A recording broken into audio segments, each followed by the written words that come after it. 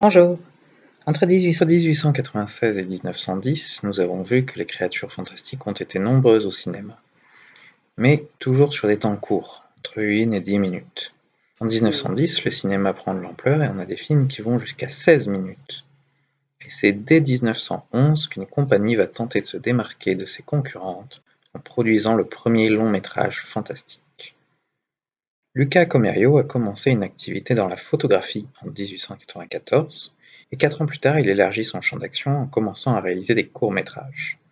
En 1907, pour mieux soutenir l'activité, il créa la Luca Comerio Company, qui produit une soixantaine de documentaires, et entre-temps un groupe d'exploitants et locataires milanais avait fondé la Società Anonima Fabbricazione Films Italiani ou SAFI. En 1908, les deux sociétés fusionnèrent, donnant naissance à Safi Comerio.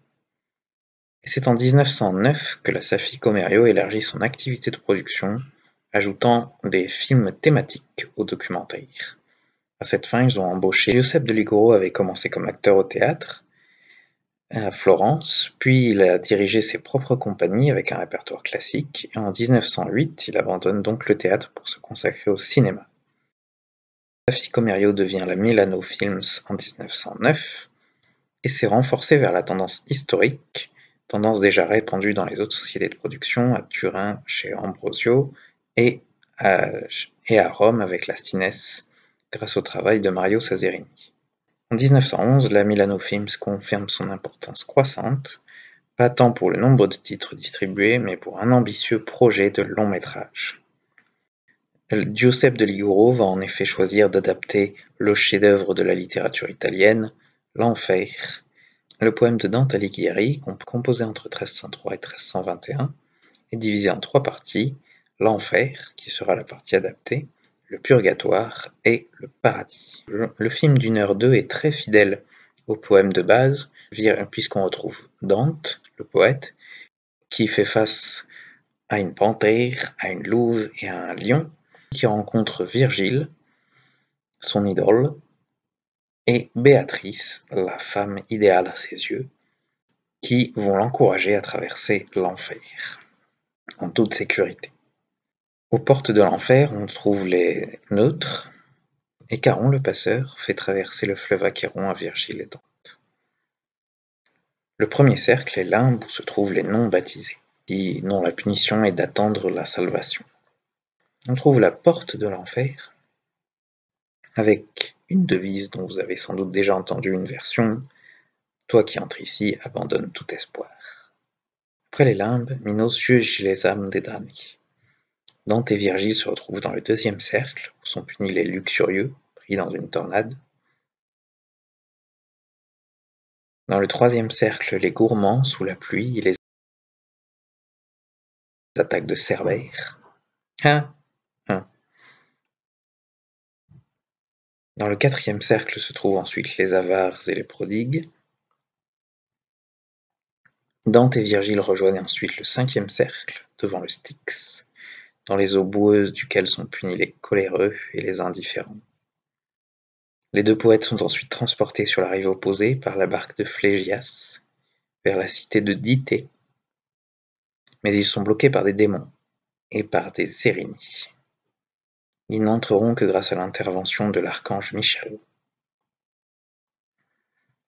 Les hérétiques souffrent par le feu, puis Virgile et Dante descendent sur le dos de Gérion, où l'on trouve les suicidés changés en arbres et déchirés par les harpies.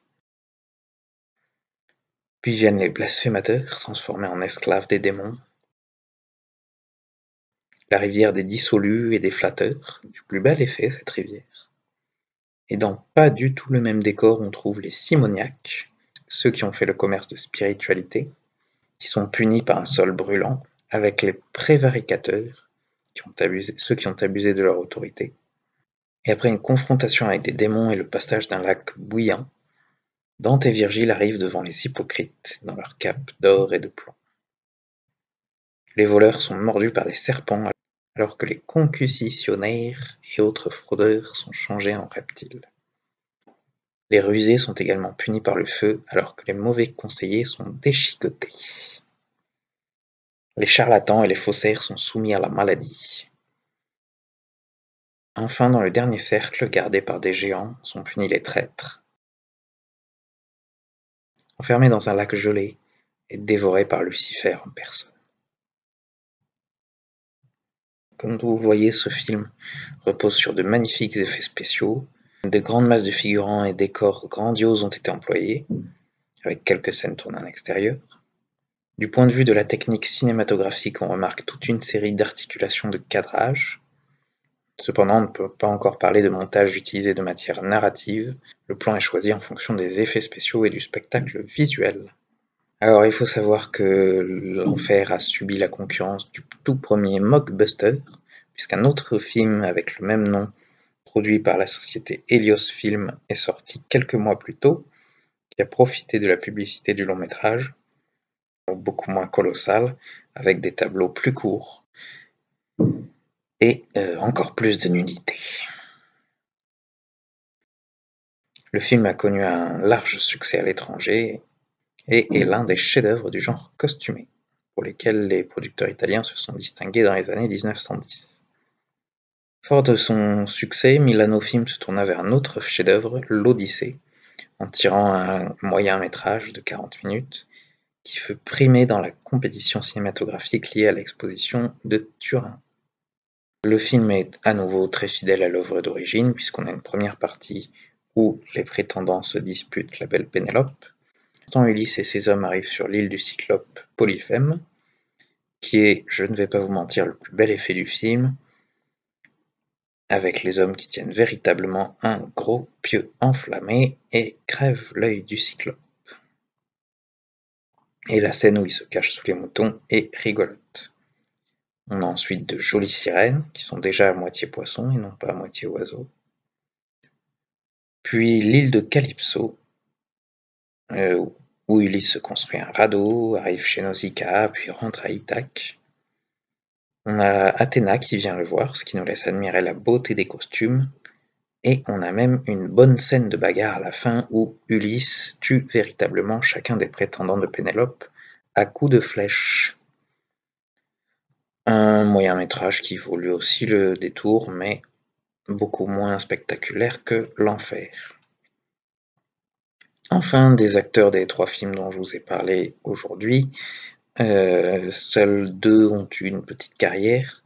Eugenia Tettoni, qui joue Calypso, a joué dans plusieurs films, mais n'a pas passé le stade du muet, et Ubaldo Maria del Colle, qui joue dans l'Odyssée, est simultanément acteur, réalisateur et scénariste dans divers films pour diverses sociétés cinématographiques, et a réalisé son dernier film en 1952. Voilà, donc je ne peux que vous conseiller le tout premier long métrage fantastique, une belle série de tableaux. C'était une très bonne idée d'adapter l'Enfer de Dante, puisque le poème lui-même est constitué d'une série de tableaux, dont tout l'intérêt est de voir quel sera le cercle suivant et comment seront punis les damnés. Le poème a une grande dimension politique et de nombreux flashbacks nous sont épargnés dans le long métrage, mais pas tous.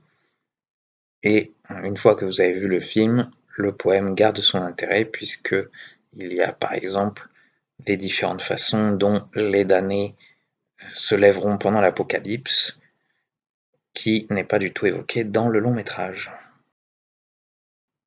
Merci d'avoir regardé cette vidéo, j'espère qu'elle vous a plu. Si c'est le cas, n'hésitez pas à regarder les autres, et à bientôt.